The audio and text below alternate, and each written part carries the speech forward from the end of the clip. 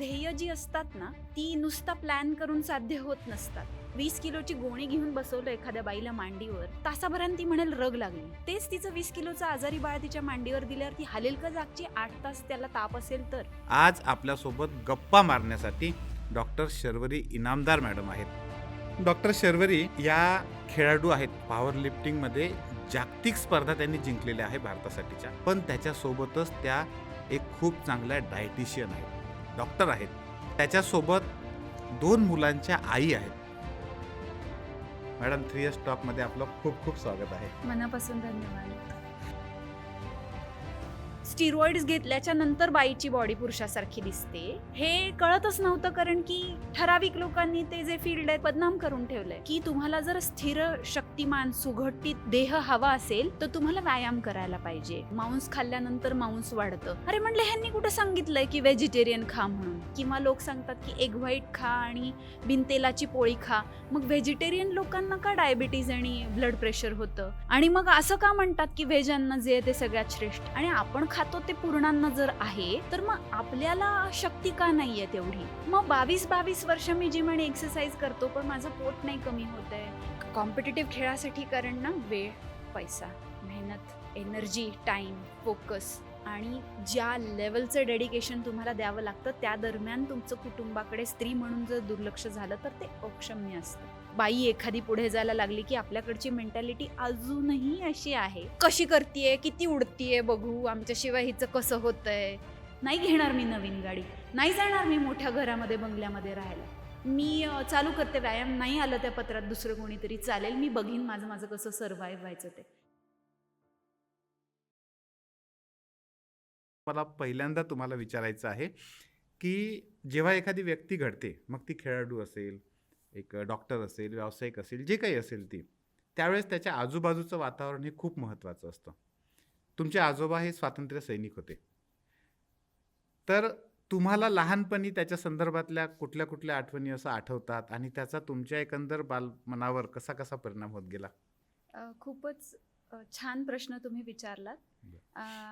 असं म्हटलं जातं की मोठ्या वृक्षाच्या खाली छोटी झाडं जी आहेत ती उगवत नाहीत.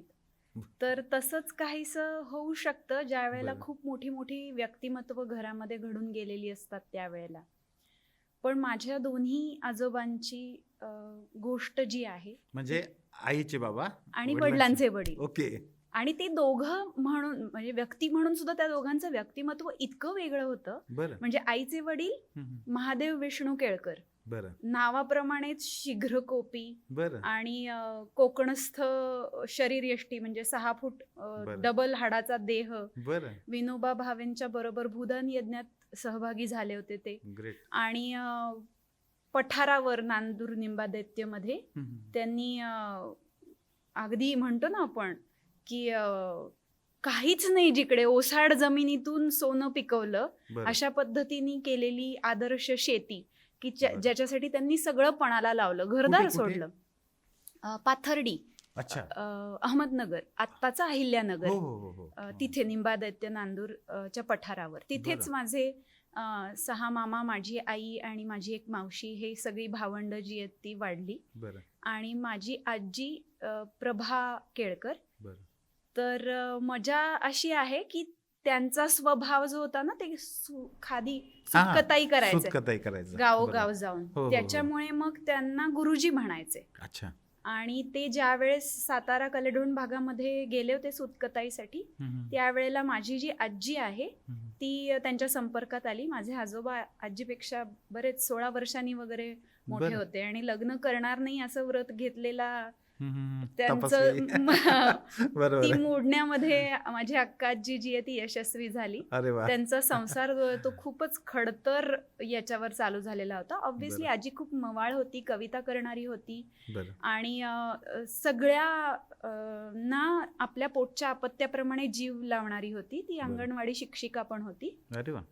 आणि मग शेतीचे प्रयोग, ही अपत्य, त्यांच्या नातेवाईकांची मुलं अच्छा. स्वतःची मुलं, सगळं गाव म्हणजे दत्तक घेतल्यासारखंच पंचक्रोशी बरं बरं. असं त्यांनी सगळं केलं. आणि मग मी लहानपणी त्या गोष्टी ऐकते आईकडनं, की त्यांना शाळा शिकण्यासाठी किती कष्ट पडले, कसं चिखलात पाय तुडवत जावं लागायचं. बरं. आणि 5 भावांच्या पाठीवर राखी पौर्णिमेला माझी आई झाली होती. बरं. त्याच्यामुळे ती, आणि तेव्हा पूर्णा नदीच्या काठी होते माझे आजोबा, ओके. त्यामुळे तिचं नाव पूर्णा, अच्छा. आणि नावाप्रमाणेच ती अन्नपूर्णा पण आहे. बरं बरं. तर त्याच्यामुळे माझे आजोबा जे आहेत, आईचे वडील, ते स्वातंत्र्य सैनिक म्हणून त्यांनी जे काम केलं ते खूप झोकून देऊन केलंय. म्हणजे त्यांनी स्वातंत्र्य सैनिकांना काही वर्ष, ते बरीच वर्ष ती स्कीम होती बघा, प्रवास जो होता तो मोफत होता. तर मी पवनारच्या आश्रमामध्ये आजोबांबरोबर गेलेली आठवतीये मला 5वी-6वीला, त्यांचं अटेंडंट म्हणून. आणि मग ती आजोबांना मिळणारी सगळी जी रॉयल ट्रीटमेंट आहे, आणि त्यांचं ते एकदम असं मशालीसारखं तेजस्वी पेटलेलं वागणं आणि बोलणं आहे, ते ऐकायला मिळालं मला. आणि माझे वडिलांचे वडील जे आहेत, नाना काका आजोबा, ते म्हणजे काळी टोपी घालणारे जहागीरदार. म्हणजे हे ते म्हणणार की मी फाटका संन्यासी, माझी झोळी, आईचे वडील, आणि हे म्हणणार की मी पंचक्रोशी जीव घालतो, जहागीरदार आहे. तर मग आई पिताजींच्या लग्नामध्ये खूप प्रॉब्लेम झाला, की हे म्हणले पिठलं भाकरीचं जेवण आणि खादीचे कपडे, हे म्हणले पिठलं भाकरी का, आम्हाला द्यायचंय गुलाबजाम आणि जिलेबीचं जेवण. हा, म्हणजे दोघांनाही गाव जेवण घालायचं होतं, पण तात्विक मतभेद असा आहे. तर भूमिगत असणाऱ्या स्वातंत्र्य सैनिकांना मदत करणं, शिधा पुरवणं, तर दोघांची तत्व आणि काम करण्याची पद्धत वेगळी वेगळी. म्हणजे ओसरीवर नाना काका आजोबांच्या इथे बैठकी चालायच्या आणि राजकारण घडायचं. माझे वडिलांचे काका बाळासाहेब भारदे, ते तर म्हणजे राजकारणातलं ऋषितुल्य व्यक्तिमत्व आहे. म्हणजे पॅथी महत्वाची नाही, सिंपथी महत्वाची, असे जे त्यांचे म्हणजे कीर्तनकार असण्याची जी जोड आहे, आणि तो सगळा इतिहास आहे. म्हणजे दोन्हीकडनं मला एवढं विचारांचा वारसा आणि संपन्नता आहे की त्यांनी सांगितलेला एक एक प्रसंग आणि एक एक हे म्हणतात त्याला गोष्टी, असं खूप मोठं त्याच्यावर पुस्तक होऊ शकतं. आणि त्यांच्या पोटी, त्यांच्या अपत्यांच्या पोटी मी जन्म घेतलाय, हे माझं सौभाग्य आहे असं मला वाटतं. खरं तर ते खूप मोठं वैभव आहे. हो, आणि जे पैशाने नाही विकत घेता येत. खरंय. तो जो वारसा तुम्हाला मिळाला, तो जो अनुभव तुम्हाला मिळाला, निश्चितपणे ते खूपच प्रेरणादायी आहे. मला ह्या प्रश्नाच्या अनुषंगाने एक प्रश्न असा विचारायचा आहे की आपल्याला जेव्हा असं त्याला म्हणतो ना गौरवशाली इतिहास मिळतो, तर तेव्हा त्याचा आपल्या जडणघडणीवर पण निश्चित परिणाम होतो. तुमच्या जडणघडणीवर त्याचा झालाय असं वाटतं? निश्चित. पण मजा अशी आहे की मी 3री पिढी आहे. बरोबर. आणि अगदी लहानपणापासून मला हे जाणवलंय की देशासाठी प्राणांची आहुती जी आहे की नाही, ती देणारी जी पिढी आहे, त्याचा इतिहास ह्याची डेही याची डोळा जवळ दुवा झालेली जी पिढी आहे, त्यांच्याकडून मी ऐकलेला आहे. आणि मग हे आयरॉनिक आहे की त्यांनी आपल्यासाठी प्राणांची आहुती देण्यासाठी मागे पुढे बघितलं नाही. कशासाठी? तर आपण चांगलं संपन्न जगावं म्हणून. बरोबर. मग तो जो ब्रिज असतो की नाही, की खायला मिळत नव्हतं आणि आपल्याला आता संपन्नता आहे, ह्या दोन्ही पिढ्यांच्या मधला दुवा म्हणजे माझी आई वडिलांची पिढी आहे. आणि ह्यांना ना खूप ऍक्च्युली भरडलं गेल्यासारखं झालेलं आहे. म्हणजे आजोबांसाठी पूर्ण गाव पोटच्या अपत्यासारखं होतं, पण ह्यांना मात्र आई वडील ते एकच होते ना. मग ह्यांनी शेजारच्या बाळूला आपल्या अपत्यांपेक्षा जास्ती जीव लावला, तरी वयाची जेव्हा संध्याकाळ आली आणि त्यांची काळजी घेण्याची वेळ आली, त्यावेळेला त्यांची पोटची पोरगीच त्यांच्यासाठी उभी राहिली, की जिला कदाचित हे देशकार्य करत होते त्यावेळेला आई वडिलांचा सहवास आणि प्रेम जे आहे ते कदाचित नसेल मिळालं तेवढ्या इंटेन्सिटीने. तर हे जे असतं की नाही प्रिव्हिलेज्ड असणं, म्हणजे विचारांनी आणि आर्थिक परिस्थितीने थोडंसं पुढे जाणं आणि व्यक्ती स्वातंत्र्य येणं, याच्यामधला जो बारीक दुवा आणि सांधा आहे की नाही, काळाची गरज बदलते तसा, तो मला अनुभवायला मिळाला.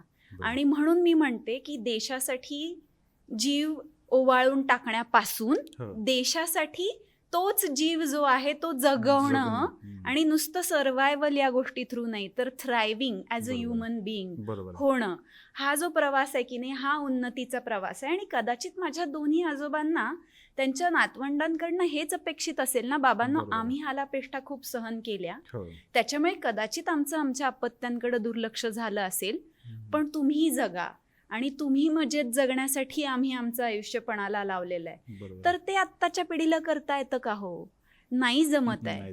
कारण की उत्मात करणं म्हणजे मजेत जगणं ही व्याख्या नकळत झाली आहे. शिस्तीत राहून सुद्धा मजा करता येऊ शकते आणि आयुष्य जगण्याचा आनंद घेता येऊ शकतो, हे कुठेतरी थोडासा विसर पडल्यासारखं झालंय. त्याच्यामुळे निश्चित त्यांच्या विचारांचा आणि आयुष्याचा जो वारसा आहे त्याचा मला अभिमान आहे. पण त्याच्याबरोबरच मला याची पण जाणीव आहे की त्यांच्या वेळेसचा संघर्ष, त्यांच्या नंतरच्या पिढीचा संघर्ष, माझा असलेला प्रवास आणि आता माझ्या पुढची जी पिढी आहे त्यांच्या पुढे असलेली आव्हानं, हे वेगळं वेगळं आहे. त्याच्यामुळे म्हणताना तात्विक दृष्ट्या आपण म्हणतो जितका मोठा संघर्ष तितकं मोठं यश. माझ्या नवऱ्याचं खूप फेवरेट वाक्य आहे. पण संघर्ष जो असतो ना तो चूज करावा लागतो. कधी कधी आहे ना तुम्हाला संघर्ष लादलेला असतो, ती पिढी आत्ताची नाहीये. म्हणजे तुम्हाला उडी टाकावीच लागते, तुम्हाला पर्याय नसतो.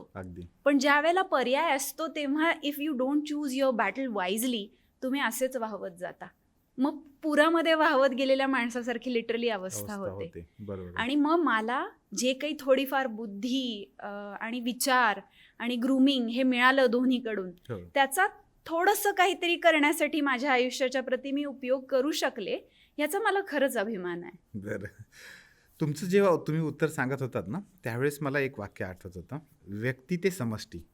म्हणजे असा जो पूर्ण विचार आहे तो तुमच्या एकंदर व्यक्तिमत्वामध्ये तो दिसतो. मला हे विचारायचं आहे की तुमच्या बालपणी म्हणजे शिक्षण सुरू असताना वगैरे तेव्हा पण तुम्ही असंच होतात? म्हणजे मी ज्याला म्हणेन की त्या गोष्टी दिसतात तशा त्याच्या पलीकडे जाऊन पाहण्याची जी वृत्ती आहे तुमची, तर ही आधी पण तशीच होती? खरं तर ह्याचं उत्तर जे आहे ते मला शिकवणारे शिक्षक किंवा माझ्या बरोबरचे जे वर्गमित्र मैत्रिणी आहेत ते जास्त चांगलं देऊ शकतील. पण मी आता तुम्ही म्हटल्यावर जर आठवण्याचा प्रयत्न केला तर चौकटीत आणि पठडीत बसणारी मी कधी होते की नाही ते मला आता आठवत नाहीये. कारण माझं शिक्षण खूप ठिकाणी झालंय. म्हणजे माझ्या वडिलांचं शिक्षण पुण्यात आणि आईचं अहिल्यानगरला झालं. आणि माझे वडील ज्या कॉलेजला शिकले आयुर्वेद, टिळक आयुर्वेदला, त्याच कॉलेजमध्ये मी शिकले पण आणि तिथे शिक्षक म्हणूनही काम करते. तर पण त्यांचं दोघांचं लग्न झाल्याच्या नंतर काय माहिती त्यांना बाळूकाकांनी सांगितलं की तुम्ही खेड्यात जा प्रॅक्टिस करायला. तर त्यांना ऍक्च्युली पुण्यात प्रॅक्टिस सुरू करायची होती, पण खेड्यात जा सांगितल्यानंतर जाऊन करायचं काय हा जो प्रश्न आहे हा त्याचा निकाल न लागल्यामुळे झाले मी आई पिताजींना 83 साली.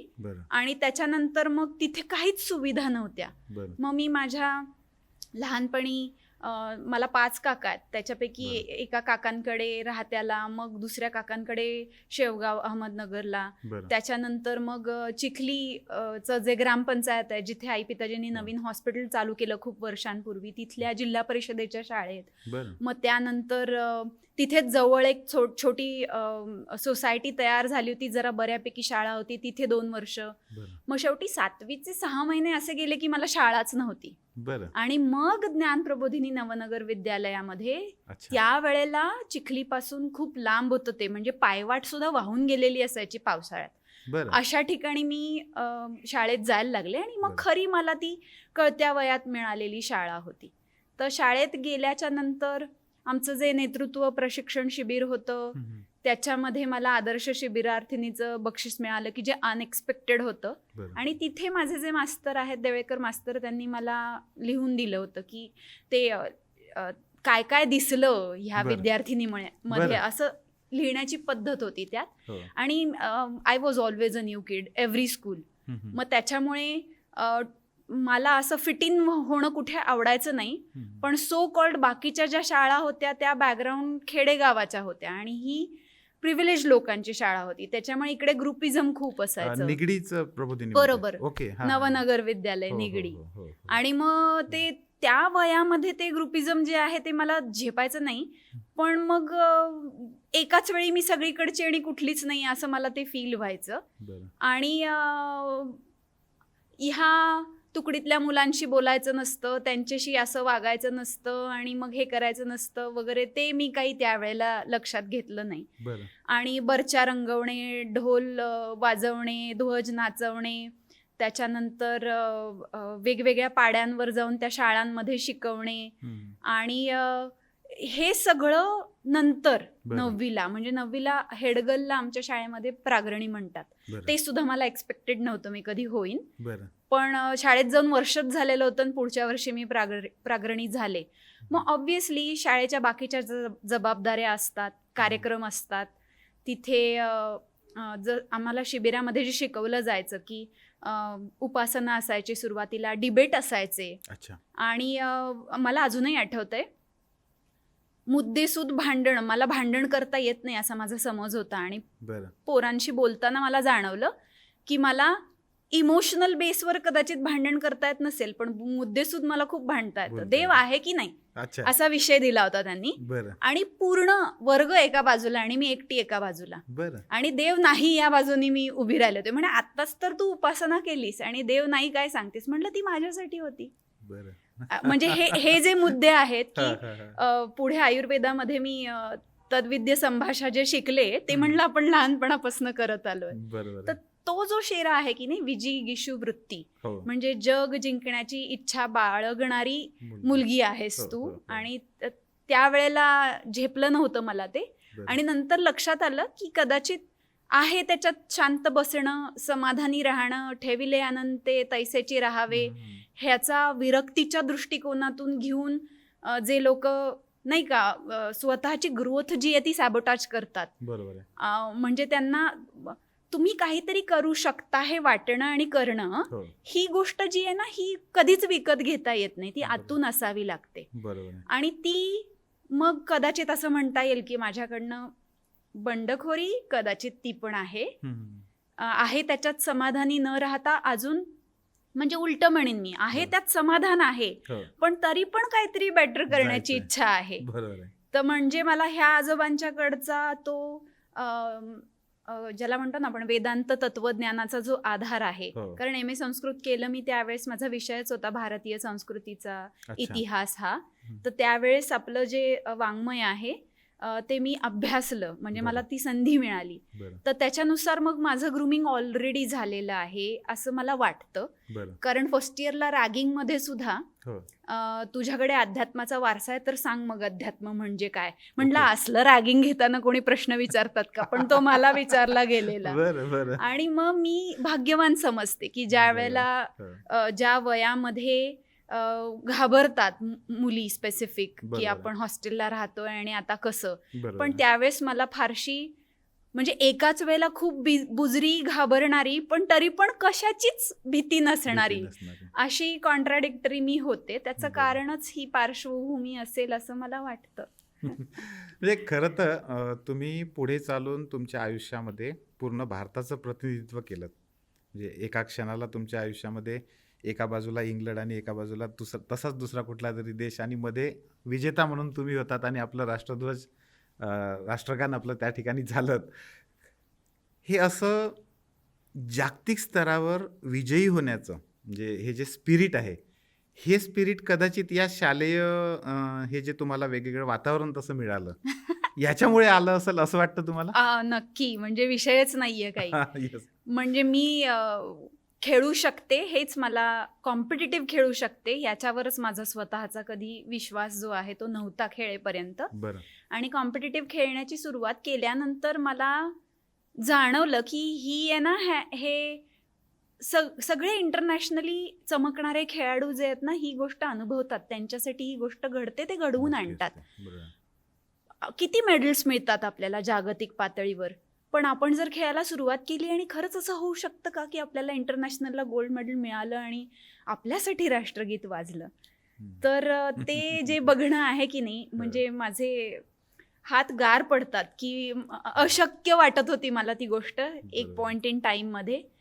But I still kept going against all odds. आणि ही गोष्ट असणार त्याच्या मागे बरोबर. असं मला वाटतं. येस, नक्कीच ती आहे. आणि तुम्हीच तुमच्या अनेक ठिकाणच्या मुलाखतीमध्ये असं म्हटलेलं आहे की हे आजूबाजूचं जे वातावरण असतं, ती जी साथ असते एक प्रकारे ते मिळणारी, आणि तुम्हाला हे वेगवेगळ्या पद्धतीनं का होईना ते मिळत गेलं, ते खरंच म्हणजे त्यासाठी आपण म्हणूया की एक प्रकारे आपण ती परमेश्वराची इच्छा होती असंही आपण म्हणू शकतो ते. खरं. मला पुढे जाऊन हे विचारायचं आहे की मग पुढचं करिअर कसं कसं घडत गेलं शाळेच्या नंतर? शाळेच्या नंतर शाळेमध्ये 10वी झाल्यानंतर माझी मैत्रीण जी आहे ती पॉलिटेक्निकला गेली. बरं. आणि मी आईच्या खूप मागे लागले होते की मी इंजिनिअरिंग ड्रॉइंग घेतलं होतं एक्स्ट्रा सब्जेक्ट म्हणून शाळेत असतानाच. अच्छा, तर मी पण डिप्लोमा करते. तर आई म्हणली नाही 12वी पर्यंतचं शिक्षण तर करायला म्हणजे पाहिजे. पिअर प्रेशर त्यावेळेस पण होतं.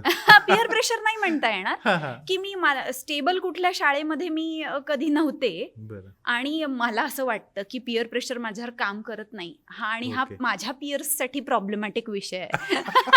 Because I am always that odd kid out बरोबर. की ज्याला कशाचीच फिकीर नसते. बरोबर. तुम्ही ह्या गोष्टीची चिंता करताय का? मग असं असण्याची शक्यता जास्त आहे की माझ्यासाठी ते काहीच नाहीये. नाहीये. म्हणजे ज्या वयामध्ये लोकांना लोक काय म्हणतील असं वाटत असतं की नाही, ते हो, मला हो. आजपर्यंत कधी वाटलेलं वाटलं नाहीये. नाही. आणि त्याच्यासाठी मी जनरल लोकांपेक्षा ऑड असू शकते. हम्म. पण कधी स्टेबल मैत्री जी असते ती हो. अनुभवलेली नसल्यामुळे की आपण पुढच्या शिक्षणासाठी सुद्धा एकत्र राहू, बरोबर टाइम स्पेंड करू, आणि विचार केलेला नव्हता नेमकं आपल्याला काय आवडतंय किंवा काय नाही. पण मी पुस्तकं, कथा, कादंबऱ्या खूप वाचायचे त्यावेळेस. अच्छा, आणि वाचन आधीपासून होतं पण.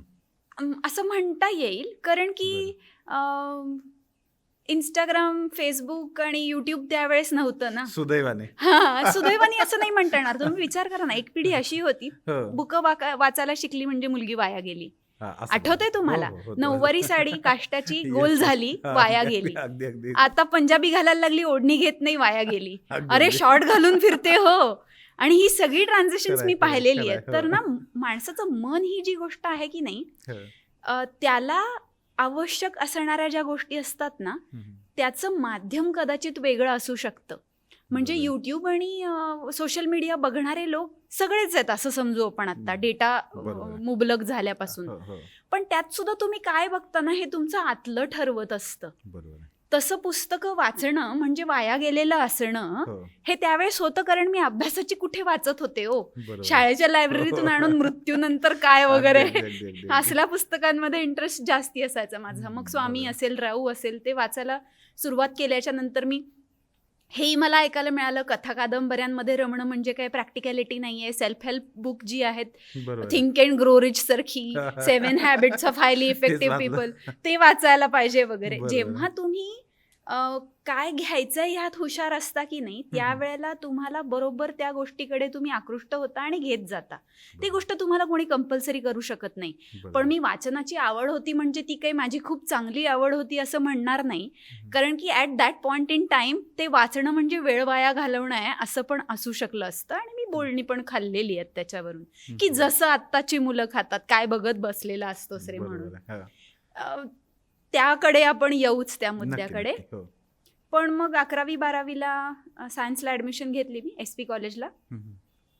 आणि 6 महिने रडत होते, बरं. कारण की शाळा माझी 5वी, 6वी, 7वी पर्यंत नीट नसल्यामुळे माझा बेस जो आहे मुख्य म्हणजे इंग्रजी भाषेचा, तो खूपच खराब होता. म्हणजे मी शाळेत शिकले होते की नाही असंच मला काही आठवतच नाहीये. बरं. आणि ज्ञानप्रबोधिनीमध्ये आम्हाला हिंदी नव्हतं, अच्छा. त्याच्यामुळे मराठी ही एकच भाषा आहे की जी मला येत होती. मग माझं फिजिक्सचं, केमिस्ट्रीचं, बायोचं जे बुक आहे त्याच्यामध्ये डिक्शनरी घेऊन बसलेलं, एकाखाली एक शब्द जे.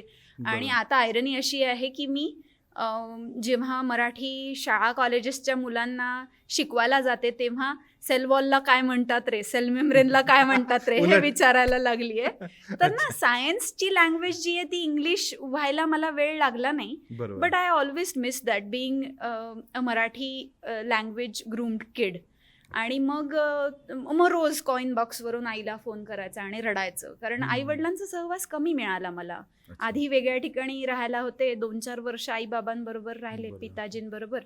आणि लगेच 11वी-12वीला पुन्हा हॉस्टेलला. हम्म. मला काही समजत नाहीये, मला काही येत नाहीये. मग 6 महिन्यानंतर माझ्या असं लक्षात आलं की मला ना बायोलॉजी जास्त आवडतंय. ओके. मग बायोलॉजी आवडतंय म्हटल्यावर काय व्हायचं असतं, तर डॉक्टर व्हायचं डॉक्टर. असतं. आणि आई पिताजी होतेच, हो. आणि माझी मावशी आणि मामा पण एक होमिओपॅथी आणि एक वेटरनरी डॉक्टर आहेत. बरं. आणि मग म्हटलं ठीक आहे, विचारूया काय करायचं ते. मग आमची एंट्रन्सची पहिली निगेटिव्ह मार्किंगची बॅच होती. बरं. 12वीला बोर्डात तर काहीच्या काही अगदी पैकीच्या पैकी वगैरे मार्क पडले, बरं. पण एंट्रन्स जी आहे ती सिरियसली घेतली नव्हती मी. बरं. मग ॲडमिशन मिळाली मला पिताजींनी आत्ता माझ्या धाकट्या मोठ्या मुलाच्या MBBSच्या ॲडमिशनच्या वेळेस सांगितलं की तुला धुळ्याला गव्हर्नमेंटला MBBSला मिळाली होती ॲडमिशन, पण ऑलरेडी पोरीला एवढं लांब ठेवलं, आता लांब नको ठेवायला, म्हणून मग इथेच पुण्यात टिळक आयुर्वेदला घातलं. बरं. म्हणलं पिताजी तुम्ही मला मरेपर्यंत हे सांगायला नव्हतं पाहिजे.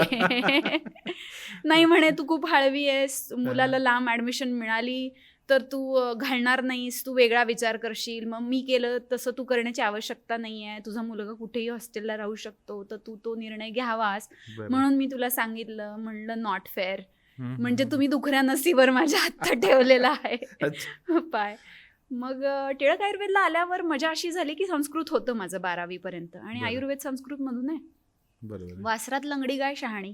मला आपण वेगळं काही करतोय असं काही वाटलंच नाही, आवडायला बरं. लागलं. कारण पहिल्या वर्षीचे जे विषय होते ते पण त्याच्यामध्ये संस्कृत, पदार्थविज्ञान, तत्वज्ञान, ॲनाटॉमी, फिजिओलॉजी हे सगळे विषय असल्यामुळे रमले मी त्यात. बरं. मग मी काही पुन्हा मला जेव्हा त्यांनी विचारलं की तळेगावला प्रायव्हेट कॉलेजला घ्यायची का तुला ॲडमिशन, मला माहिती होतं मला लहान 2 भावंड पण आहेत आणि प्रायव्हेट कॉलेजचं शिक्षण किती महाग असतं हे आपल्याला बरोबर. माहिती आहे. So I continued in Tilak Ayurveda.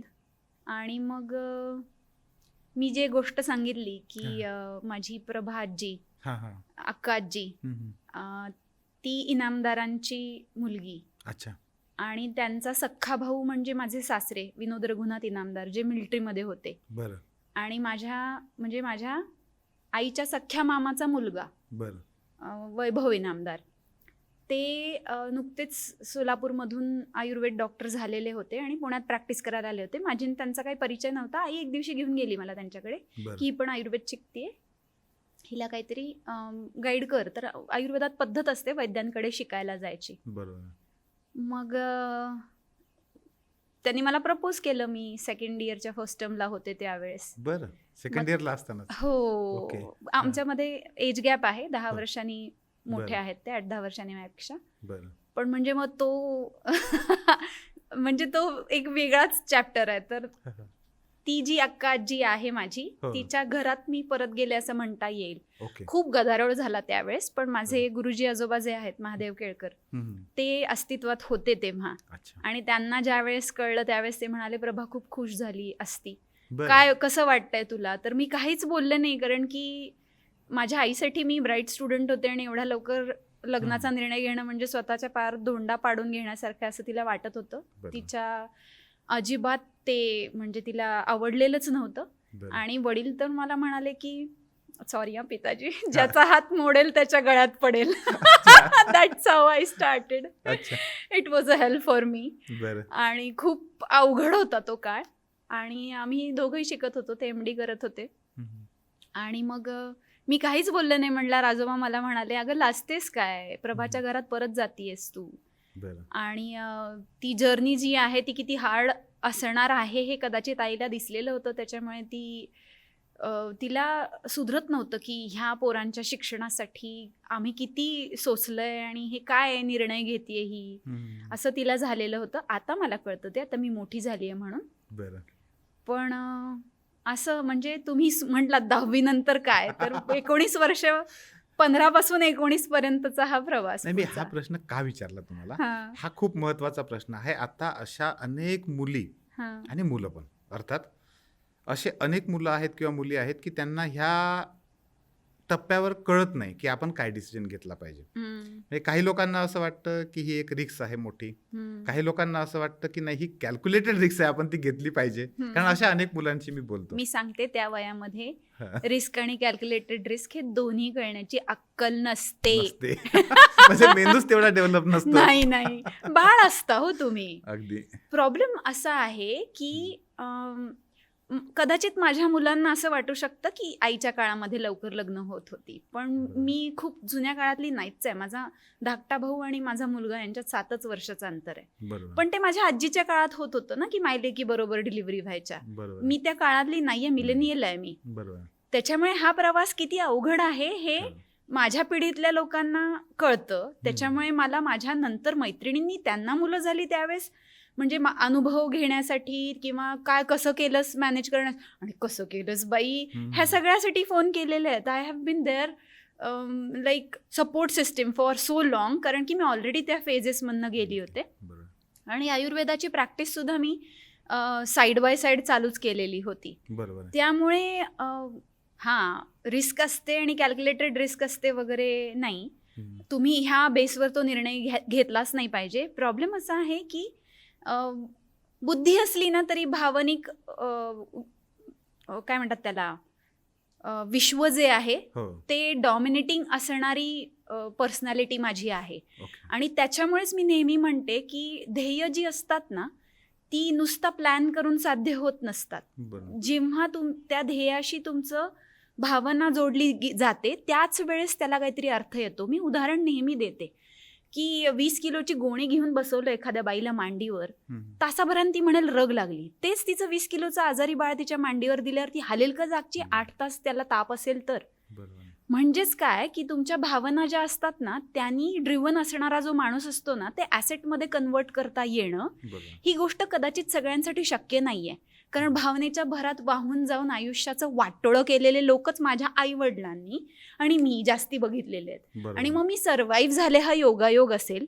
पण म्हणून मी माझ्या स्वतःच्या पॉवर लिफ्टिंगच्या प्रॅक्टिसमध्ये किंवा आयुर्वेदाच्या किंवा न्यूट्रिशनच्या प्रॅक्टिसमध्ये मी हे करते म्हणून तुम्ही हे करा असं कधीच सांगत नाही. कारण प्रत्येक इंडिव्हिज्युअल सेपरेट असतो. तुम्ही बरोबर. विचार करा तुमच्या पोटातून जन्म घेतलेलं मूल आणि तुम्ही या बॉडीज सुद्धा सेपरेट आहेत. जुळ्या भावंडांचं सुद्धा सेम नसतं तर बरोबर. 2 वेगळ्या माणसांचं सेम कसं असेल ना. अगदी अगदी त्याच्यामुळे तुम्ही ज्या वेळेस निर्णय घेता त्यावेळेला तो तुम्ही कुठल्या प्लेसमधून घेतलाय हे ॲनलाइज करण्याची ताकद कदाचित तुमच्यात नसेल. पण तुम्ही ज्या गोष्टीवर विश्वास ठेवून उडी मारताय ते तुम्ही ज्या वेळेस पडणार आहात तेव्हा पाण्यात पडणार आहात का कपाळ मोक्ष होऊन मरणार आहात एवढं कळलं तरी पुष्कळ आहे. कारण त्या सेम पिरियडमध्ये माझी एक मैत्रीण रिक्षावाल्याचा हात धरून गेलेली होती. बरं म्हणजे हो शेवटी जजमेंट्स जी असतात लोकांची हो ती वेगळी.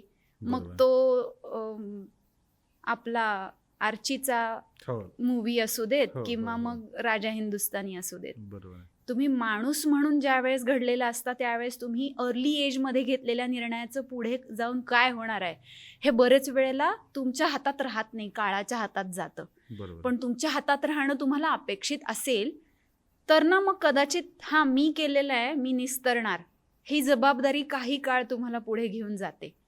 पण बरोबर. त्याच्यानंतर हम्म. लग्न हा सहप्रवास आहे शेवटी. बरोबर त्याच्यामुळे कुठलाही महत्त्वाचा निर्णय मी म्हणते करिअर असेल तर त्याच्यानंतर तुम्ही निवडलेलं झोकून देण्याचं तुमचं फील्ड असेल, पॅशन असेल एखादी बरोबर. किंवा तुमचा जोडीदार असेल, या सगळ्या गोष्टी आहेत ना पुरेसं एक्सपोजर न मिळता जर घडल्या ना तर त्या चुकीच्या पद्धतीने तुमच्या आयुष्याचं वाटोळं करू शकतात. हे ह्या पिढीला माहिती असायला पाहिजे. बरोबर आणि याच्यानंतर सुद्धा काय झालेलं असेल कदाचित की मी खूप लहानपणापासून स्वतःसाठी निर्णय घ्यायला लागले होते लांब राहिल्यामुळे बरं आई पिताजींपासून. त्याची परिणिती झाली असेल की नाही का मला आली अक्कल, मला ही गोष्ट करायची आणि मला असं वाटतं दिस इज बेटर फॉर मी. आणि हे मला छोट्या छोट्या गोष्टींमध्ये चूज करावं लागलं होतं लहानपणापासून. That's why I took a such big decision at such young age. पण म्हणून मी केलं म्हणून ते दुसऱ्यांनी करावं असं मी म्हणणार नाही. खरंच नाही म्हणणार. खरं तर हे जे उत्तर तुम्ही आत्तापर्यंत दिलत ना त्यातलं प्रत्येक वाक्य हे कोरून ठेवण्यासारखं आहे. कारण अशा अनेक मुलामुलींच्या संपर्कात आमच्या ज्ञानज्योती एज्युकेशनमुळे मी रोज राहतो. त्याच्यामुळे मला समजतं त्यातला किती धोका आहे आणि त्यात किती मोठं अर्थ आहे तो. पण तरीही ह्या सगळ्या प्रश्नाच्या उत्तराचा सारांश म्हणून एका वाक्यात किंवा एका शब्दात मला तुम्हाला एक विचारायचं आहे की अशा क्षणाला मुलांनी जास्त प्रॅक्टिकल असलं पाहिजे की इमोशनली डिसिजन घेतला पाहिजे? प्रॅक्टिकल डिसिजन घेतला पाहिजे की इमोशनल? एवढंच म्हणजे मला तुम्ही नरोवा कुंजरोवा करायला लावणार आहात असं दिसतंय. पण मला तो तुम्ही जो काही सांगाल ना तो हां. खूप महत्वाचा वाटतो हो. हजारो लोकांसाठी. हो. ॲक्च्युली ना प्रॅक्टिकली डिसिजन घेणारे जे लोक आहेत, फक्त प्रॅक्टिकली डिसिजन घेणारे, ते आयुष्यामध्ये सुख, आनंद आणि समाधान जे आहेत ना ते मिळवू शकत नाहीत. कारण there are always tangible and intangible things in life. म्हणजे माझ्याकडे पैसा, सुख, समृद्धी आहे, पण ती उपभोगण्यासाठीची वृत्ती नसेल ना तर आनंद नाही मिळत. म्हणून दरिद्री असणारा माणूस सुखी आहे असं मला म्हणायचं नाहीये. जरी तुम्हाला इमोशनली एखादा निर्णय घेण्याचं खूप टेम्पटेशन झालं ना, तरी पण जोपर्यंत तुम्ही ह्या मतापर्यंत येत नाही आहात की मला याच्यातून माझं आयुष्य जे आहे ते माणूस म्हणून ग्रो होण्यासाठी हेल्प करणार आहे की नाही, ओके, ह्या डिसिजनचं उत्तर जर नाही असेल ना तर तुम्ही without practical view, without emotions, किंवा विथ प्रॅक्टिकल व्ह्यू आणि विथ इमोशन्स, हे दोन्हीही गोष्टींनी सेम उत्तरापर्यंत येतात. कारण साठलेल्या तळ्यासारखी अवस्था जर झाली ना एखाद्या निर्णयामुळे तुमची, तर तुम्ही माणूस म्हणून तुमचं अस्तित्व संपलेलं असतं. त्याचं रूपांतर फक्त डिप्रेशन आणि मग स्वतःला कोसळणं, रिग्रेट जो आपण म्हणतो तो, याच्यातच होतं. आणि ती जी भावना असते ना त्याच्यावर ठरतं तुम्ही घेतलेला निर्णय जो होता ना तो योग्य होता की अयोग्य. तर इमोशनली किंवा प्रॅक्टिकली घेण्यापेक्षा हा निर्णय घेतल्यानंतर माणूस म्हणून तुमचं काय होणार आहे हे प्रायोरिटीवर ठेवा, मग बाकी सगळं जे आहे ते व्यवस्थित होईल. तुम्ही खरं तर खूप संतुलित उत्तर दिलं. आणि तुम्ही जेव्हा उत्तर देत होतात ना त्यावेळेस मला असं वाटत होतं की तुम्ही सायकोलॉजिस्ट का नाही झालात, तुम्ही डॉक्टर झालात. आपण पाईपलाईन मध्ये ठेवूया हा विषय. म्हणजे माझा नवरा म्हणेल हिचं शिकायचं कधी थांबणारच नाही असं दिसतंय. अगदी, कारण तुम्ही एवढ्या मोठ्या आंतरराष्ट्रीय स्तरावर भारतासाठी खेळलात, भारतासाठी पदकं मिळवलं, म्हणजे एवढे मोठे खेळाडू झालात, तुम्ही प्रोफेशनमध्ये इतकं सुंदर काम करत आहात. म्हणजे हे उत्तर देत असताना मला राऊंड राऊंड असं वाटत होतं की तुम्ही चांगले सायकोलॉजिस्ट आहात. पण असू द्या, मला पुढे जायचं आहे थोडंसं. ह्याच गोष्टीला पुढे घेऊन जाऊन मी तुम्हाला हे विचारेल की मग नंतरच्या लाईफमध्ये एकदम इकडे तुम्ही कसं वळलात, म्हणजे व्यवसायाकडे म्हणा किंवा खेळाकडे, पुन्हा मग कसा तो पुढचा प्रवास कसा झाला? 20व्या वर्षी ऋतुपर्ण झाला मला, ज्यावेळेस मी 3rd इयर ग्रॅज्युएशनला फर्स्ट टर्मला होते. आणि ती सगळी त्रेधा तिरपीट जी आहे की नाही, मूल, संसार, साईड बाय साईड मी क्लिनिकलाही जात होते त्यावेळेस. म्हणजे ते म्हणतो ना वन मॅन आर्मी, खूप जास्ती ओढाताण होत होती माझी. म्हणजे सुपर ह्युमन झाले होते का काय मी त्या काळात. माझं मातृत्व जे आहे त्यांनी मला त्या पॉवर्स दिल्या होत्या, सुपर तुम्ही पॉवर्स. सांगत असतानाच मला ते मूर्ती असते ना देवीची सगळे वेगवेगळ्या हातांमध्ये, ते तशी आठवते. यस. आणि मग पीजीची एंट्रन्स होती माझी. आणि ॲक्च्युली एंट्रन्स द्यायची म्हणजे तुम्हाला खूप नेक्स्ट लेवलला ते सगळं प्रिपरेशन, तिथे तुम्ही कारण नाही सांगू शकत.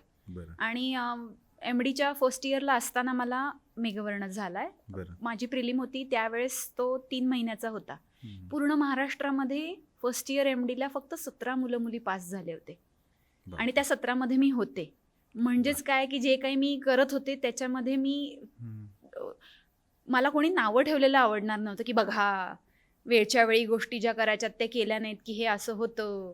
जसं मला आयुर्वेदाला ॲडमिशन मिळाल्यावर आय सॉरी पण तू म्हणाली होतीस की बस आता पुड्या बांधत आयुष्यभर. म्हणजे भाऊ माझा एक चुलत भाऊ चेष्टेने म्हणायचा Ayurveda no effect no side effect. आणि मी म्हणायचे की का रे बाबांनो आपल्याच शास्त्राला अशी नावं ठेवताय. पण पुढे ज्या वेळेस आयुर्वेद शिकायला लागले मी त्यावेळेस काही गोष्टींमध्ये, म्हणजे शेवटी माणूस जो आहे त्याला बरं वाटलं पाहिजे, तो आरोग्य संपूर्ण आयुष्य जगला पाहिजे, हेच प्रत्येक पॅथीचं एम आहे. मग प्रत्येक पॅथीचे काही प्लस पॉईंट आहेत, काही निगेटिव्ह आहेत. माझंच फक्त खरं आणि दुसरे सगळे खोटे असं तुम्ही म्हणू शकत नाही. सर्व दर्शन संग्रह आहे आयुर्वेद हा. त्याच्यामुळे जी मदत जिथून लागते ती तिथून तुम्ही घ्यायला पाहिजे. आणि मी फक्त मग नाडी बघूनच रोग परीक्षण करणार, कमी ब्लड रिपोर्ट्स पण बघणार आहे, हे तुम्हाला तुमचा पिंड ठरतो. म्हणजे मग तो डायलेमा मला माझ्या मुलांना वॅक्सिन्स द्यायची की नाही द्यायची आहेत. म्हणजे हे ऑर्थोडॉक्स असणं आणि तरी सुद्धा नव्याची कास जी आहे ती धरता येणं, हे स्वतःच्याच बुद्धीच्या वेगवेगळ्या पैलूंमुळे मला कदाचित शक्य झालं. बरं. आयुर्वेद मी शिकत होते आणि तो जो माझा स्वभाव आहे की नाही का मला करायचं आहे, पण मला जसं पाहिजे ना, जिवंत वाटलं पाहिजे, मला समाधान मिळालं पाहिजे. कारण एका सर्टन लिमिटपर्यंत मी पेशंट्सना हेल्प करू शकते, पण त्याच्यानंतर ना माझे हात बांधल्यासारखे होत आहेत. बरोबर. की म्हणजे अस्थमाचा अटॅक येतोय, औषधं दिल्यानंतर ते कमी होतोय, एखाद्याला अंगावर स्किन डिसीज येतोय किंवा एखाद्याला डायबिटीज आहे, औषधं घेतलं तोपर्यंत ठीक आहे, पुढे काय. बरोबर. दरम्यान मुलं थोडी मोठी झालेली होती. मी आव्हांना म्हणलं मी काय आयुष्यभर असं हे करू शकत नाही, मला माझं शोधायचं आहे काहीतरी. आणि तिशी पार केलेली होती मी तोपर्यंत. बरं. मग आता त्या वयात परत क्लासरूममध्ये जाऊन बसणं जरा अवघड असतं, कारण ऑलरेडी मी कॉलेजला शिकवायला पण लागलेले होते. बरं. आणि धाकटा माझा 4थीत जायला लागला त्यावेळेस जरा मला वेळ मिळायला लागला, कारण नाहीतर मुलं 9ला जातात आणि 12ला येतात, मग ते काय काय करायचं त्या वेळात असं होतं. बरं. मग मी योगासनं करत होते, सायकलिंग करत होते, स्विमिंगला जात होते. त्याच्यानंतर अगदीच थोडंफार काही नवऱ्याच्या आवडीनुसार त्याच्यावर पळायला पण जात होते. त्या दरम्यान आम्ही पुणे गोवा सायकलिंग पण केलं होतं. बरं. आणि मग ते मला म्हणाले की आता तुला वेळ आहे, चल माझ्याबरोबर जिमला. मी म्हटलं की ते त्यांना पैसे द्यायचे आणि जाऊन त्यांचंच वजन उचलायचं मी नाही करणार म्हणलं. ते बरं. अंगबिंग दुखतं, पिताजी म्हणतात आपण बुद्धिजीवी आहे, कशाला तसले गुडघ्यातले कामं करतेस वगैरे. तर मग ते, आणि शिवाय म्हणलं ते तसं पुरुषांसारखं दिसणार का मी म्हणलं ते वजन उचलल्यावर. I was a doctor, I was in health sector, MD स्वस्थवृत्त, I was suppose to know it all, but that was not the case. म्हणजे स्टिरॉइड्स घेतल्याच्या नंतर बाईची बॉडी पुरुषासारखी दिसते हे कळतच नव्हतं, कारण की ठराविक लोकांनी ते जे फील्ड आहे ते हे करून ठेवलंय ना, बदनाम करून ठेवलंय. शेवटी जायला लागले मी जिमला. आणि जाऊन मग काय झुंबा, योगा, स्पिनिंग, सायकलिंग एवढंच. म्हणजे परत कार्डिओपाशीच.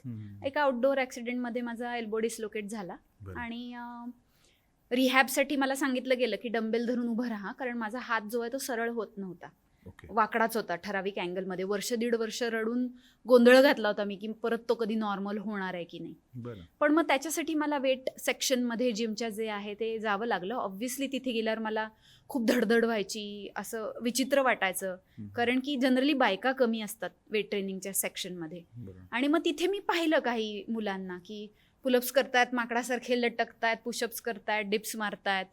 आणि मी आव्हांना म्हटलं की अहो हे जमेल का मला. ते लागले हसायला. मग ते तिथे जे असतात ट्रेनर्स ते म्हणाले की मॅडम तुम्हाला असं करावं लागेल, हे खावं लागेल, तसं हे करावं लागेल. मी म्हटलं बाई आपण तर वेगळंच ऐकलंय, घरची वरण भात भाजी पोळी म्हणजेच सर्व पूर्ण अन्न, पूर्ण ब्रह्म आहे अन्न, हे असं आपण ऐकलंय. आणि आपण तर पोळी पण खात नाही, आई लहानपणापासून आपल्याला भाकरी देत आलेली आहे, म्हणजे आपण तर असं छान चौकी पण काही करत नाही. मग माझ्या अंगात का ताकद नाही आहे. मग माझा धाकटा भाऊ आहे तो योगासनांचा वर्ल्ड चॅम्पियन आहे, देवदत्त. आणि तो पोरांच्याच वयाचा आहे. तो सुट्टीमध्ये माझ्याकडे असायचा, ताई चल म्हणे मला असं कळलं की तू व्यायाम करते, आपण पुशअपची कॉम्पिटिशन लाव. आणि मला एक पण पुशअप नाही काढता आली. मला म्हणला हे काय व्यायाम करते म्हणे. म्हटलं थांब मला काय काय करता येते बघते. मग मी आपलेच ग्रंथ आयुर्वेदाचे परत उघडले आणि मग मला ना त्याच गोष्टी परत नव्याने दिसायला लागल्या. म्हणजे जे सांगितलं ना, शास्त्रम दृष्टीप्रकाशार्थम दर्शनम बुद्धिरात्मनः, म्हणजे ते मशालीसारखं आहे. तुम्ही घेऊन गेलात त्या अंधाऱ्या गुहेमध्ये की जिकडे प्रकाश पडतो ना तिकडे तुम्हाला काय दिसणार आहे हे तुम्ही ज्या पद्धतीने फिरवताय आणि तुम्हाला काय उलगडतंय ह्याच्यावर ठरतं.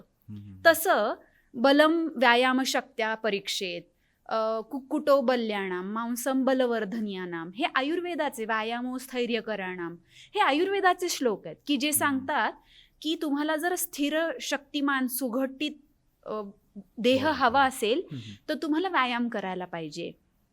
त्याच्यानंतर कोंबडा खाल्ल्यानंतर बळ मिळतं, मांस खाल्ल्यानंतर मांस वाढतं. अरे म्हणलं ह्यांनी कुठं सांगितलंय की व्हेजिटेरियन खा म्हणून. आणि मग असं का म्हणतात की व्हेज अन्न जे आहे ते सगळ्यात श्रेष्ठ आहे. आणि माझ्या 7 पिढ्यांमध्ये ह्या गोष्टीचा कोणी विचार केलेला नाहीये. आणि भगवद्गीता जी आहे ती पर्समध्ये घेऊन फिरते मी. मग सात्विक राजसिक तामसिक आहार काय आहे ते मी शोधायला सुरुवात केली. आणि आपण खातो ते पूर्णान्न जर आहे तर मग आपल्याला शक्ती का नाहीये तेवढी, मग शक्तीचा पाया काय आहे. मग मी परत अर्वाचीन शास्त्राच्या दृष्टिकोनातून व्यायाम आणि शरीर संघटन ह्याविषयी शिकण्याला सुरुवात केली. त्याच्यासाठी मी वर्षभर काढलं. परत क्लासरूममध्ये जाऊन बसले, परत वेगवेगळे पॉडकास्ट ऐकले. मी तेच म्हटलं हम्म. की त्यावेळेस मी इतके परदेशातले पॉडकास्ट ऐकलेत की बरं. म्हणजे एका वेळेला माझा नवरा माझ्या मुलांना आणि मला दोघांनाही रागवत होता की काय तुम्ही सारखं बघत बसलेलं असता. बरं. त्यावेळेला कायम मला रागवणं ऐकून घ्यायची सवय असल्यामुळे आईकडून कधी ह्यांच्याकडून मी काही बोलले नाही. Hmm. But that was my source of information unfortunately, बरोबर. Because there are not enough books still today की मी जे शिकली आता मला तेही काम करायचं आहे की ते पुस्तक स्वरूपात लिहायला पाहिजे. बरं. पण हे पुस्तकात येण्यासाठी कदाचित 50-100 वर्ष लागतील आपल्याकडच्या, पण बरोबर. तोपर्यंत ह्या पिढ्या निघून जातील ना. बरोबर आहे. खरं काय आहे आणि खरंच कशाने तुमचं शरीर आणि मन जे आहे ते ताजंतवानं राहतं बरोबर आहे. हे जर मला कळलंय तर माझ्या जवळच्या एका व्यक्तीला जरी त्याचा फायदा झाला तरी माझं आयुष्य सार्थकी लागलं. बरोबर. हे माझं स्वतःचं ग्रूमिंग आहे. हम्म.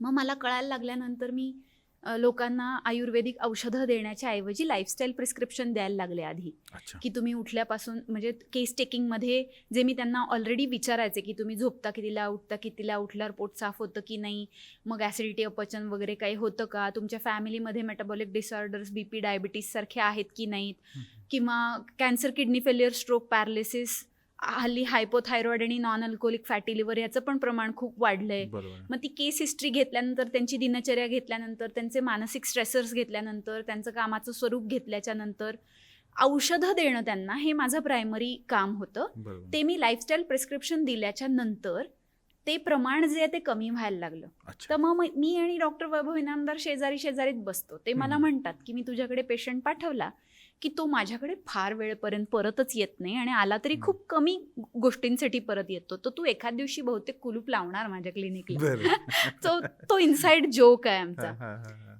पण हे सगळं करण्यामागे किंवा कळण्यामागे कारण काय होतं, छोटीशी गोष्ट होती हम्म. की जर मी सगळं व्यवस्थित करतेय, सो बरं. कॉल्ड मला जे कळतंय आणि मी 12वी नंतर 12 वर्ष जे शिकलीये त्याच्यानुसार, hmm. So why I am not the same level of strength as some other people. बरोबर आहे. मग जेनेटिक्सचा पण रोल त्यात असतो, हम्म. जेंडरचा पण रोल त्यात असतो, हम्म. तुमच्या बॅकग्राऊंडचा पण रोल त्यात असतो. पण बरोबर. तुम्हाला जे आहे मिळालंय त्यात तुम्ही हे वरचं 1200 ग्रॅम वापरून खालच्या 55 किलोचं काय करू शकता, हे हम्म. बघण्याची ती जी क्युरिओसिटी आहे की नाही, बरोबर. ती मला घेऊन गेली की शक्ती किती वाढवता येते. ओके.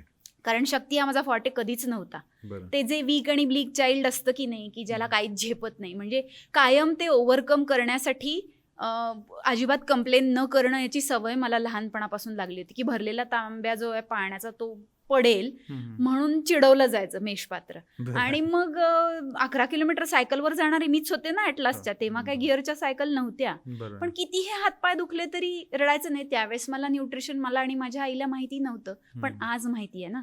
मग त्याचा उपयोग मी ज्यांना ट्रेन करते त्या ॲथलीट्सना, गाईड करते त्या ॲथलीट्सना, किंवा माझ्या पेशंट्सना, किंवा माझ्यावर बरोबर. विश्वास ठेवणाऱ्या नातेवाईकांना होत असेल ना, हम्म. तर मी म्हणते ही माझी सगळ्यात मोठी प्राप्ती आहे. बरोबर. कारण माझे आजोबा म्हणायचे की स्वार्थ साधता साधता साधता येणारा जो परमार्थ आहे की नाही, हो. ते नेक्स्ट लेवलची गोष्ट आहे. कारण आपण संसारिक योगी होतो. बरोबर. आपण काही माझा धाकटा मामा गेलाय भगवं घालून, अच्छा. आयुष्य वाहून घेतलंय त्यांनी समाजासाठी, हम्म. पण at this point in time मी ते स्वीकारलेलं नाहीये. बरोबर. पण मग मला पण योगी व्हायचंय ना, मग तो योग मला कसा साधता येईल, हा जो प्रवास आहे की नाही, तो पुढचा प्रवास आहे की जो बरोबर. मला शक्ती मिळवायची होती. हो. आणि तिथेपर्यंत मला जे ऑलरेडी नॉलेज आहे तिथपासून सुरुवात करून अजूनही चालू आहे तो प्रवास. बरोबर. तर ती जी क्युरिओसिटी आहे ती मला तिथे घेऊन आली असं मला वाटतं. खरं तर हा प्रवास खूपच म्हणजे रंजक आहे. रंजक आहे आणि तो समजून घेण्यासारखा आहे. म्हणजे एकाच वेळेस त्या प्रवासामध्ये आपलं पूर्वेचं सगळं तत्त्वज्ञान आणि पाश्चिमात्याचं तत्त्वज्ञान दोन्हींचा संगम आहे. आणि दोन्ही घेऊन आपण कसं चांगलं आयुष्य जगू शकतो तो धडा पण त्याच्यामध्ये आहे. तो तुमच्या रूपाने इथं दिसतो पण आहे. म्हणजे खरं तर हे सगळं मग तुम्ही जेव्हा करत होतात, म्हणजे एक आपण म्हणतो ना की त्या स्टेजला जेव्हा तुम्हाला असं वाटलं की आपण पॉवर लिफ्टिंगकडे गेलं पाहिजे किंवा एक गेम जो आहे त्याच्याकडे गेलं पाहिजे, तो क्षण कोणता होता?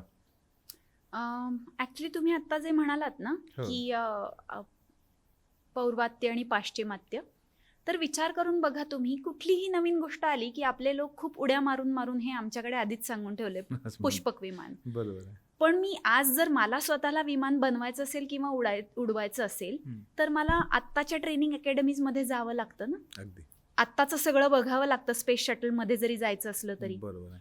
मग तत्वज्ञान आहे माझ्याकडे, पण ते अवलंबण्यासाठीचा मार्ग जो आहे की नाही तो प्रॅक्टिकली म्हणजे योग साधायचा आहे. मग तो हठयोगातून साधायचा आहे, भक्तियोगातून साधायचा आहे, कर्मयोगातून का राजयोगातून, हे जसे वेगवेगळे मार्ग आहेत एकाच ठिकाणी पोहोचण्याचे, तसं ते मला वाटतं की मला शक्ती मिळवायची आहे.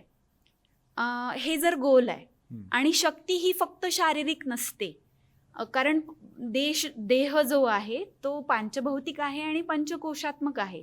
मग अन्नमय तसा मनोमय, विज्ञानमय, आनंदमय कोश आहेच आहे ना.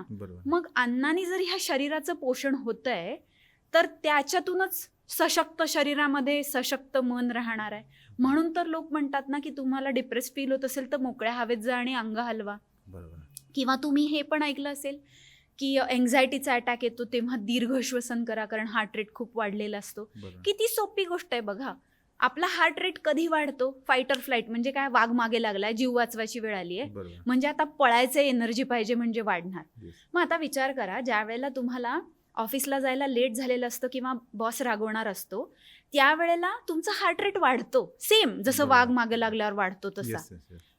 त्यावेळेला तुम्ही जर सांगितलं, दीर्घश्वसन केलं, तर उलटा मेसेज ब्रेनकडे काय जातो, तुमच्या मेंदूकडे, की एकाच वेळेला हे वाढलेलं आहे आणि श्वास मात्र संथ चाललाय, हे तर वाघ पाठीमागे लागल्यावर होऊ शकत नाही. म्हणजे मग आता श्वास जर संथ आहे तर आपल्याला हार्ट रेट कमी करायला पाहिजे, कारण की ही डिफरंट सिनॅरिओ केस आहे.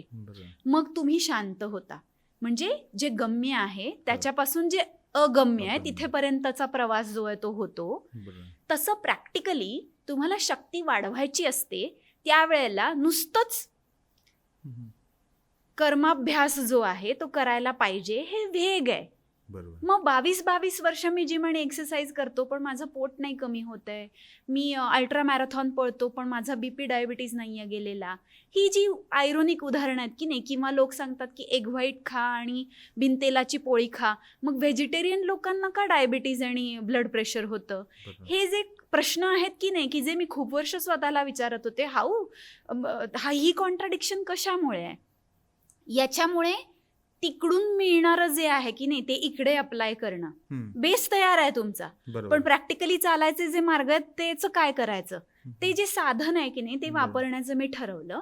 आणि त्या दरम्यान मी जिमला जायला लागलेले होते. मग जिम मधले काही मुलं मुली होते, ते म्हणाले की मॅम हम कुछ कॉम्पिटिशन्स को जा रहे हैं. तोपर्यंत मी माझ्या स्वतःमध्ये बदल करायला सुरुवात केलेली होती. आणि 2 मुलं आहेत मला की जी त्यावेळेला अर्ली टीनेजमध्ये होती आणि त्यांची एनर्जी जी आहे ती नेक्स्ट लेवलला असायची. मग त्यांना जिथे कुठे मी नेईन तिथे नुसतंच बसून राहणं मला हे व्हायचं नाही. मग मी त्यांच्याबरोबर ते करतील त्या गोष्टी करायचे. आणि आता मला सांगायला चांगलं वाटतं की आता बापरे, आपण आईकडून हारायला नको म्हणून स्वतःच्या प्रकृतीकडे लक्ष द्यायला पाहिजे. इथेपर्यंत ती आली आहेत 20-22 वर्षाचं होईपर्यंत, की त्यांच्यासाठी माझी एनर्जी पुरली पाहिजे म्हणून प्रवास जो आहे तो हा सुरू झाला होता. तर मग त्या लोकांनी मला जेव्हा सांगितलं आपण जाऊया, त्यावेळेस तिथे गेल्यावर ऑब्व्हियसली मला ते वजन द्यायचं म्हणजे काय ते माहिती नाही, त्याच्यासाठी कॉस्ट्युम काय लागतो ते मला माहिती नाही, ते बारला ग्रिप पकडायची असते आणि स्टार्ट प्रेस रॅक कमांड असते, काहीच माहिती नव्हतं. आणि ती कॉम्पिटिशन खेळून झाल्यावर ज्यावेळेस निकाल डिक्लेअर झाले तेव्हा मला कळलं की याला पॉवर लिफ्टिंग म्हणतात. अरे बापरे. तर त्यावेळेला माझ्यापेक्षा जास्त वजन उचललेल्या मुली होत्या बऱ्याच, पण त्या 70 kg, 76 kg, 84+ kg वगैरे, तेव्हा अशी मी 48-50 वगैरे किलोची होते. मग त्या कॅटेगरीमध्ये मला गोल्ड मेडल मिळालंय आणि टाइम्स ऑफ इंडियाला बातमी छापून आली. हे लोकांनी सांगितल्यावर मला कळलं. आणि मग मी म्हटलं काय करूया हो, कारण त्यावेळेला नुकतीच सेट होत होते मी. तुम्हाला माहितीये डॉक्टरकीचं शिक्षण किती वर्ष चालतं, आणि ज्या बाईनी आधीच धोंडा पाडून घेऊन हे करत करत ते केलेलं आहे, तिला स्वतःचं अस्तित्व शोधणं आणि स्वतःसाठी इकॉनॉमिकली इंडिपेंडेंट होणं ही प्रायोरिटी असताना परत काहीतरी नवीन धूळ गळ्यात घेणं हे खूप अवघड असतं. आणि मग तशीच मी गेले नॅशनल पर्यंत आणि शेवटून पण पहिली आले नाही. त्यावेळेस माझ्या आणि माझ्या भावाचा फोन जवळजवळ 1-1.5 तास चालला. तो कॉम्पिटिटिव्ह खेळलेला होता बरं. तो मला म्हणलाय बघ ताई, तू काही तशी शांत बसणाऱ्यांपैकी नाहीयेस, हम्म, हम्म. आणि जर तू म्हणतीस की तुला पुशअप्स आणि पुलअप्स आल्या पाहिजेत आणि रेझिस्टन्स ट्रेनिंग जे आहे त्याचा तर तू काथ्याकूट केलायस, म्हणजे आयुर्वेदाचे रेफरन्सेस काढलेत, मॉडर्न सायन्सचे काढलेत, बॉडी कॉम्पोजिशन काय असतं ते चेंज करायचं म्हणजे काय करायचं असतं, बरं. त्याचा उपयोग मेटाबॉलिक डिसऑर्डरमध्ये कसं करायचा, हे सगळं तुला आता कळलंय. तू ते इम्प्लिमेंट करायला म्हणजे you have already turned your passion into your profession in a way बरोबर. की जे माझ्यासाठी मेस्मरायझिंग होतं, कारण की मी ह्या गोष्टीसाठी तोपर्यंत डिवचली जात होते की तुला कायम सगळं छंदासाठी करायचं असतं आणि पैसे मात्र कमवायचे नसतात. हम्म. आणि माझं असं म्हणणं होतं की ते एक्सप्लोरेशनचं जे एज असतं ते मी वेगळ्या गोष्टी करण्यामध्ये घालवलंय. मग आता जर मी शोधतीये की मला काय सापडतंय तर कन्व्हर्जन जे आहे ते कदाचित आपोआप पण होऊ शकतं, हे मला माहिती होतं.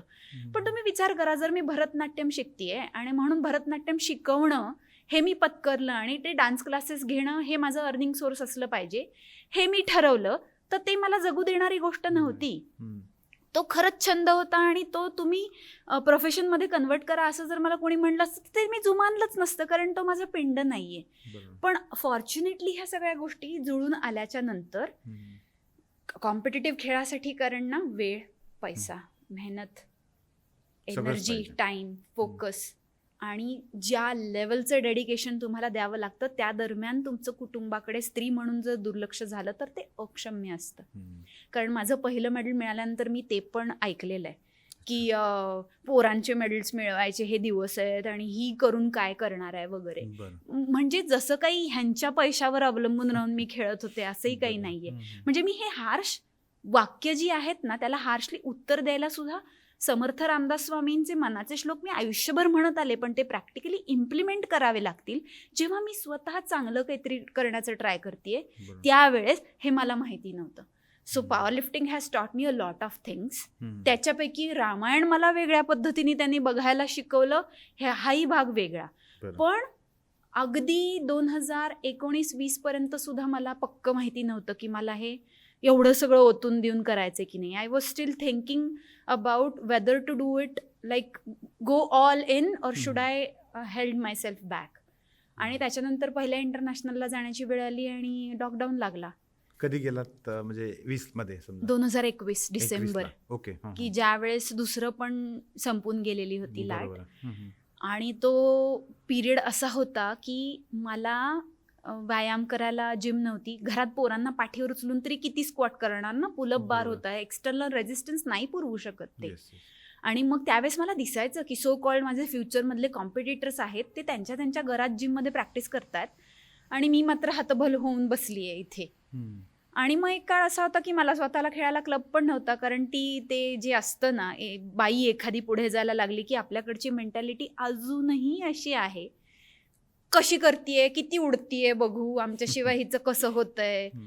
ती आहे बरं का, अनफॉर्च्युनेटली आहे. हा. आणि मग मी म्हणते की किमान माझ्याकडे तेवढे गट्स तरी आहेत की मी म्हटलं चला ना, तुम्हाला असं वाटतं ना तुमच्याशिवाय माझं काही अडत नाही, मी पत्र्यात का होईना माझं स्वतःचं एक सेटअप टाकते. नाही घेणार मी नवीन गाडी, नाही जाणार मी मोठ्या घरामध्ये बंगल्यामध्ये राहायला, हम्म. मी चालू करते व्यायाम, नाही आलं त्या पत्रात दुसरं कोणीतरी चालेल, मी बघीन माझं कसं सर्व्हाइव्ह व्हायचं ते. असं करून कोड ब्रेकर जिम जी आहे ती 2023ला मी सुरू केली. बरं. पण तोपर्यंत स्वतः सुरू केली. हो, ग्रेट. बरं. म्हणजे ते 21चं पहिलं इंटरनॅशनल हम्म. पासून 23ची पहिली वर्ल्ड चॅम्पियनशिप, याच्यामध्ये मी पॉवर लिफ्टिंग का चूज केलंय. हम्म. तुम्ही म्हणालात ना चूज करायचं हे कसं ठरवलं, हा. त्याच्याही पुढे जाऊन कशाला मी पडले ह्यात, इथेपर्यंत सुद्धा मी आले बरं का. बरं. आणि तो प्रवास चालू आहे अजून, असं मी म्हणेन या क्षणी. बरं. खरं तर माणूस म्हणून म्हणजे तुम्ही जसं म्हटलं की ते तांब्याचं भांडं उचलता येत नाही म्हणून होणारी म्हणजे काय त्याला म्हणूया आपण, उपहास. उपहास आहे तो.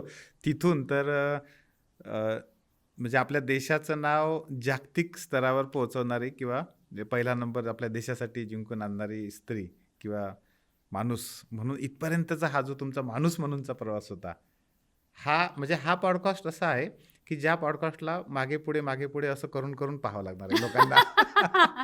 कारण मला प्रत्यक्ष इथं बसून जेव्हा मी तुमचं एक एक वाक्य समजून घ्यायचा प्रयत्न करत होतो ना, तुम्हाला एक माहिती आहे का की ही जी बौद्धिक अक्कलतोड आहे ना, हो, ही ऐकून मी ब्रेनगॅझम म्हणते त्याला अर्वाचीन भाषेनुसार, बरं. ही अपील होणारी जमात आहे एक. हो. आणि तेच लोक हे मागे पुढे करून बघतात. बघतात. आणि ही गरज असणारे जे लोक आहेत की नाही, हो. त्यांचं जे आयुष्य आहे ना ते जगण्यासाठी वर्थ आहे. आणि त्यांची शरीरं जगवणं आणि त्यांची मनं त्या स्टेटमध्ये ठेवणं की त्यांना ते उत्तेजित करणं, बरोबर आहे. लाईव्ह फील होणं, हो. डीप कॉन्व्हर्सेशन्स जी आहेत त्याच्यातून मिळणारा आनंद दीर्घकाळ घेता येणं हो. आणि मग त्याच्या समाजासाठी त्याचा उपयोग करता येणं. बरोबर आहे. म्हणून मी म्हणते की तुम्ही रामानुजनांची गोष्ट ऐकली, हो. त्यांना गाजरं खाऊन सर्व्हाइव्ह नाही ना करता नाही आलं, करता आलं. अकाली गेले ना ते. हो. हा अकाल मृत्यू जो आहे तो टाळता येतो हे कळल्याच्या नंतर मी म्हटलं now there is no looking back.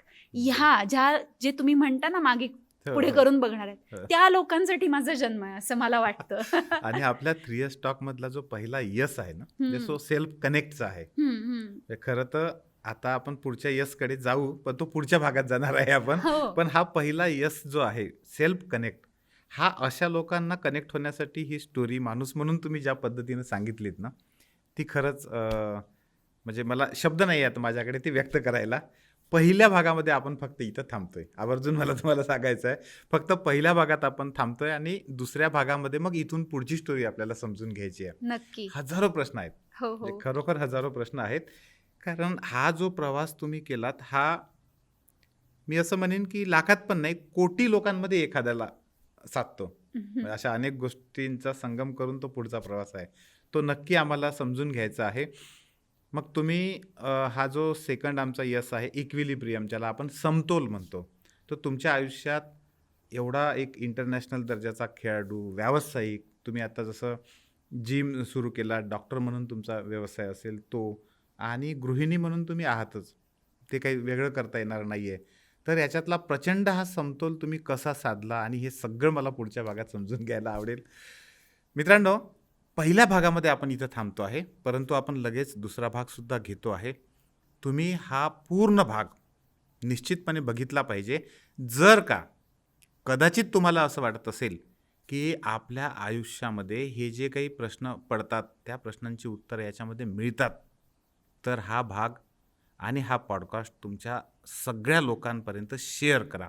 नक्की तो शेअर करा आणि तुमची प्रतिक्रियासुद्धा कमेंटमध्ये नक्की द्या. अजूनही चॅनलला सबस्क्राईब केलं नसेल तर चॅनलला नक्की पहिल्यांदा सबस्क्राईब करा. धन्यवाद.